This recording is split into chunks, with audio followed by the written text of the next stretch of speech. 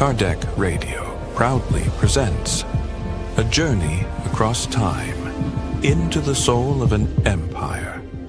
An audio drama inspired by the Spirit Emmanuel as revealed through the hands of the medium Chico Xavier.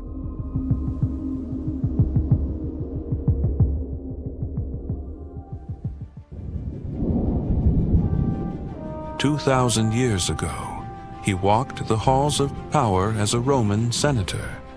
Now, his spirit returns to recount a story of pride, love, and redemption in the dawn of Christianity."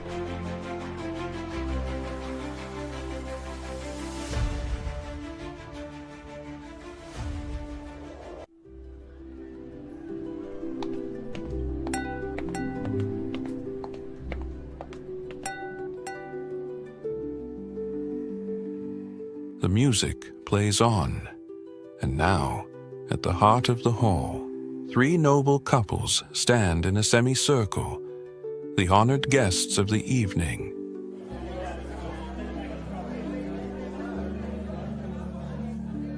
Behind them, Sulpicius speaks quietly with another guest, but his words are not the ones that matter now.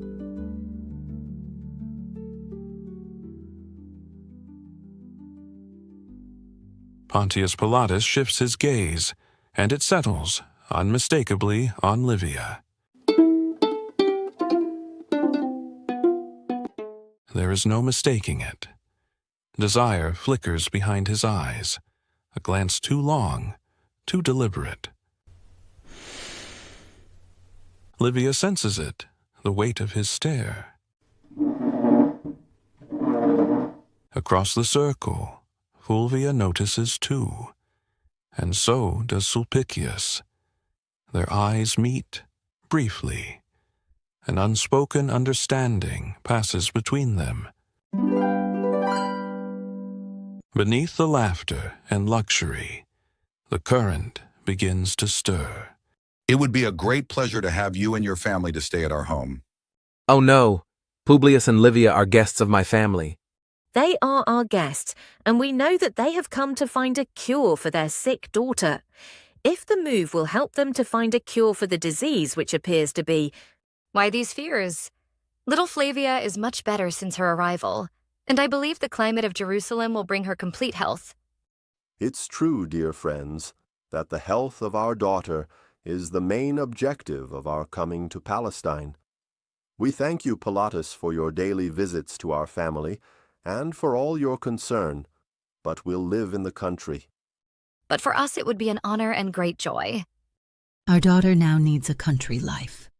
We would be grateful if your assistant Sulpicius would find for us a simple and comfortable house in Nazareth where we can stay for a few months. You can also depend on my house in Nazareth. Sulpicius will be at your disposal to help in whatever you need. I am always visiting there, and I am sure that I will see you all very soon.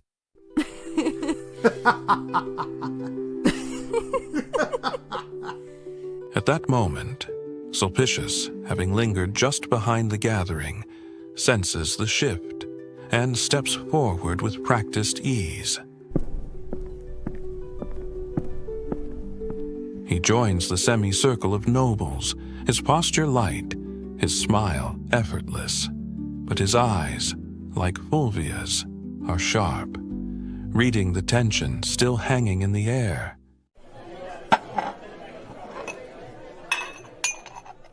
His voice breaks the silence with charm, a subtle distraction, a deliberate gesture to reset the balance. "And talking about Nazareth, have you heard of the prophet? This prophet is doing things that are difficult to explain." Prophets are born every day around there. "But this one is different. Perhaps you've been converted to this faith? I was intrigued by the presence of that Galilean, still so young, in the middle of that square. He has an extraordinary beauty, a simple manner that touches all those around him.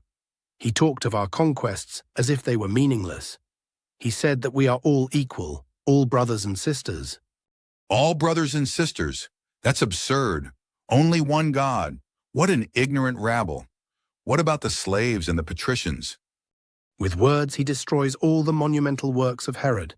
and he does not even go to the temple. I am surprised that a practical man like you has allowed yourself to be influenced by this man. You are my assistant. Imagine the prestige you are giving to this man of the rabble. Do you know Coponius? He is a well-known centurion. He placed on this man's arms his daughter who was at death's door, taken by an unknown disease, and after a few seconds, the child opened her eyes and was smiling with a new life.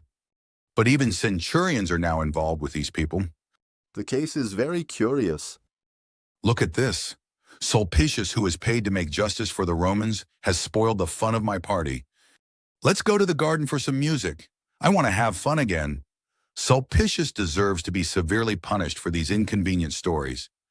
Noble Livia, I know that you are repelled by this idea, but it overwhelms me. I am sorry if I have inspired such passion in you, but though you have my husband's friendship, you insist on this idea.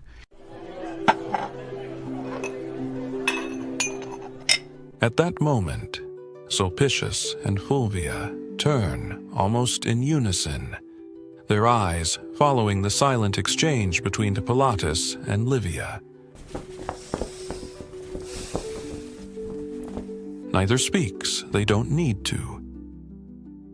Their eyes meet, and in that brief, electric glance, a single truth is shared. They both saw it. They both know.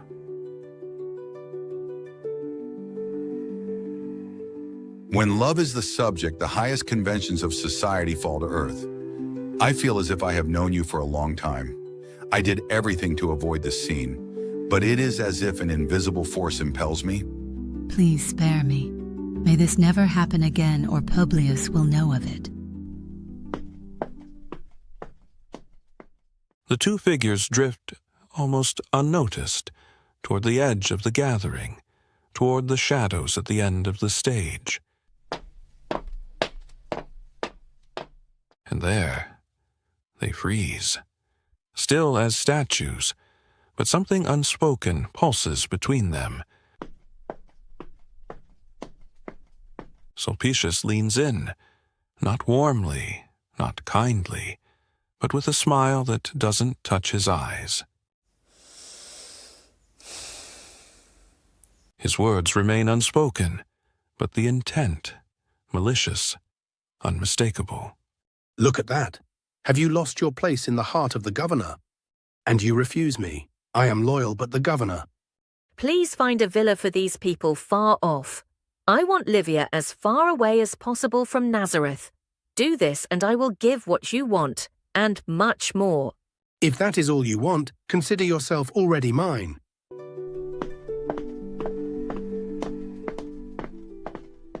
And then they leave.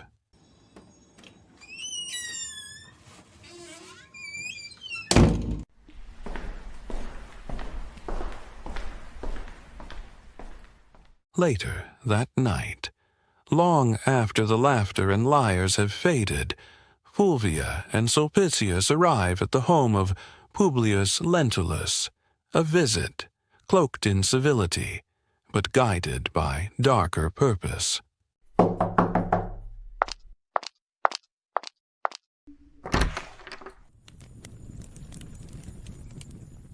They are received without suspicion, polished words, polite smiles, masking something far more deliberate.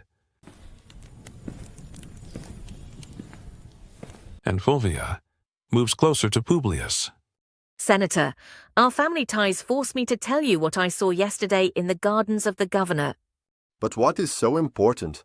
It saddens me to be the bearer of such news. But during the party, I saw your wife having a very intimate conversation with the governor. Publius refuses to accept as true the deplorable accusation planned against Livia by his uncle's wife. Your wife is going down the road to perdition. In Nazareth, the governor will always go to see her. You will have the proof of what I am saying. As part of the plan, Sulpicius goes to see Publius. And this villa in Capernaum has an orchard and all the comfort that your family will need. Where is Capernaum? Very far from Nazareth. Very well. Go ahead and conclude the purchase. We will move as soon as possible. I want to be far away from all the turmoil of social life for some time. 2,000 years ago, he walked the halls of power as a Roman senator. Now, his spirit returns to recount a story of pride, love, and redemption in the dawn of Christianity.